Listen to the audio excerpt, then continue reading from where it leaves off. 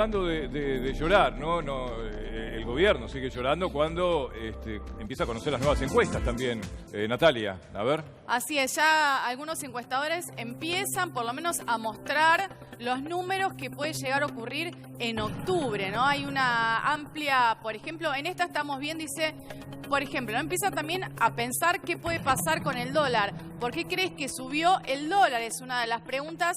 Y la mayoría dice hay una intencionalidad del gobierno, por lo menos el 28,5% y un 21,3% habla de la desconfianza en los mercados. Por lo menos esto es lo que muestra. O sea, culpan al gobierno de la suba del dólar, que era en parte lo que había denunciado Martín Redrado. Sí.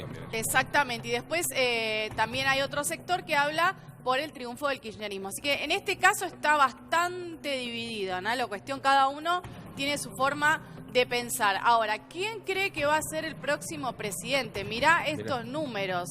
¿Cuánto subió con respecto a lo que era la medición de febrero? Que Alberto y Cristina tenían un 38,6%, se eleva a un 60,5%. Y Macri y Pichetto bajan. Tenían un 47,9% y bajan a un 33,4%. Digamos que hay una diferencia bastante. Sí, hay que ver si finalmente, pues las encuestadoras, la verdad, tenemos que decir, fallaron bastante. Pifiaron bastante, claro.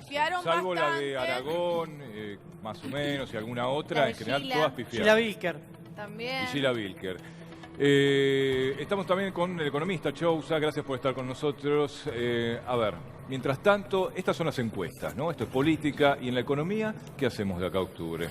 Y la economía está en situación de emergencia todavía, esta emergencia que venimos transitando desde octubre del año pasado, cuando se cambió ese régimen monetario, cuando se renovaron las autoridades del Banco Central, octubre del año pasado, y desde aquel entonces la tasa de interés sigue por las nubes, seguimos teniendo una alta volatilidad cambiaria, el dólar sigue estando muy inestable, y ahora, en las últimas semanas, incluso se incorporó la problemática de las reservas, ¿no? Estas reservas que todos los días implican una sangría muy importante. Carrión le llama el dólar Alberto. Sí, bueno, a ver, es un dólar que es alto, ¿no? Nadie podría negar que es un tipo de cambio bastante competitivo solamente mirando la faceta cambiaria, pero por otro lado, la verdad es que las exportaciones en Argentina no se mueven solamente por ese vector, se mueven por un montón de otras cuestiones. En particular, muchas empresas tienen una inflación de costos muy asfixiante, que no pueden soportar y que les resta competitividad. Independientemente de eso, las reservas siguen bajando. Hoy el Banco Central tuvo que volver a vender dólares. Decía Juana recién, impresionante. Para contener, y es una situación muy aguda. Más de 10.000 millones de dólares se perdieron solamente desde el último desembolso. Esa es la preocupación, ¿con qué reservas vamos a llegar a octubre o a diciembre? Sí, porque las reservas son tu reaseguro en última instancia de mediano plazo para poder hacer frente al programa con el Fondo Monetario, ¿no? Uno a veces piensa muy en la dinámica de corto plazo, muy en el día a día, pero recordemos que entre 2021 y 2023 tenemos más de 45.000 millones de dólares para hacer frente de vencimientos con el Fondo Monetario solamente, y hoy en día no tenés un superávit, un ingreso de dólares muy significativo, con lo cual necesitas recurrir a las reservas. Se agravó un poco, ayer el Banco Central envió un informe y es preocupante porque la formación de activos externos de todo el sector privado no financiero sigue demandando esfuerzos del central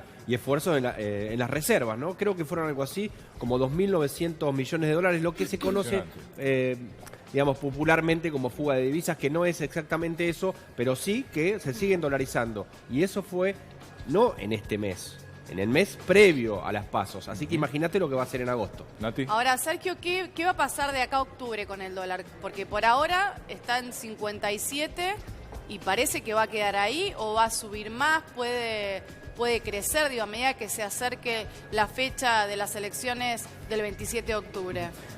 Mira, a ver, no hay lugar a duda de que el Ejecutivo Nacional, por medio del Banco Central, puso toda su batería de instrumentos como para ponerle un sedante de caballo, ¿no?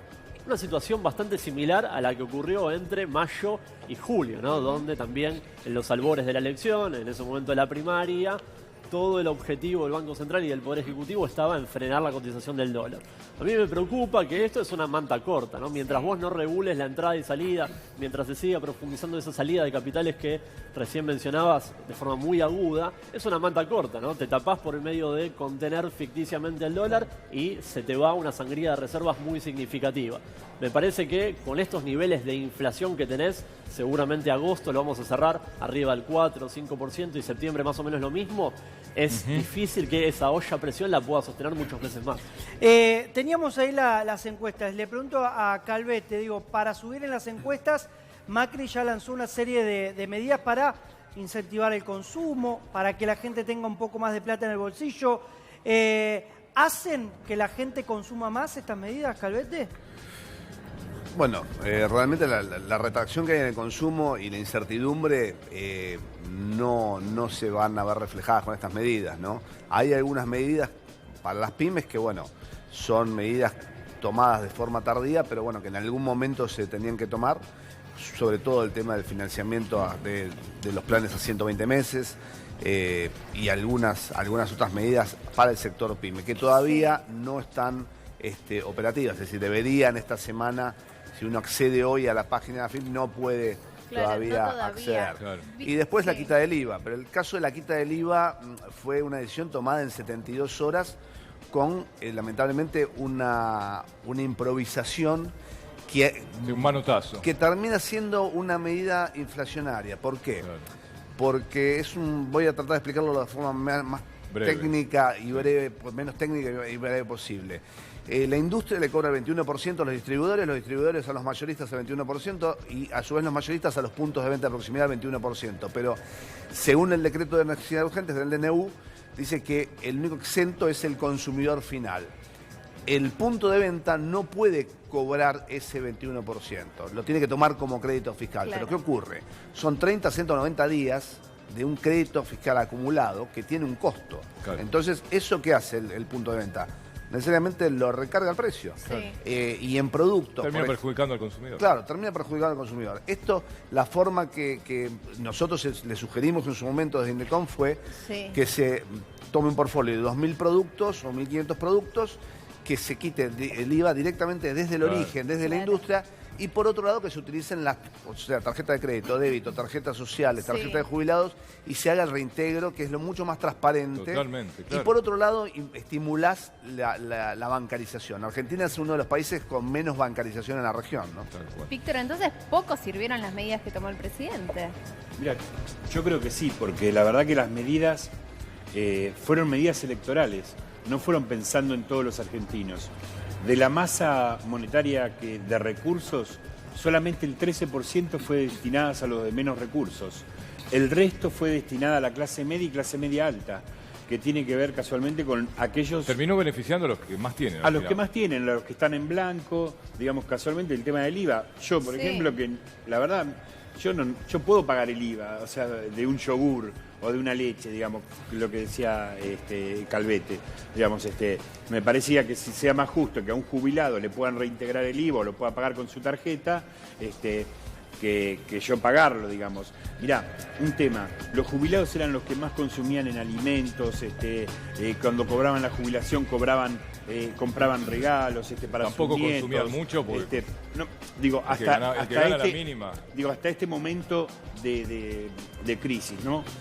La pérdida de los aumentos de jubilación contra la inflación es del 30% en la era Macri. O sea, los jubilados son los que más perdieron, uno de los sectores que más perdieron en esta época. Entonces, la verdad, yo creo que Macri tiene que empezar a gobernar para todos y dejar de gobernar para sectores. Muy bien, gracias, Víctor.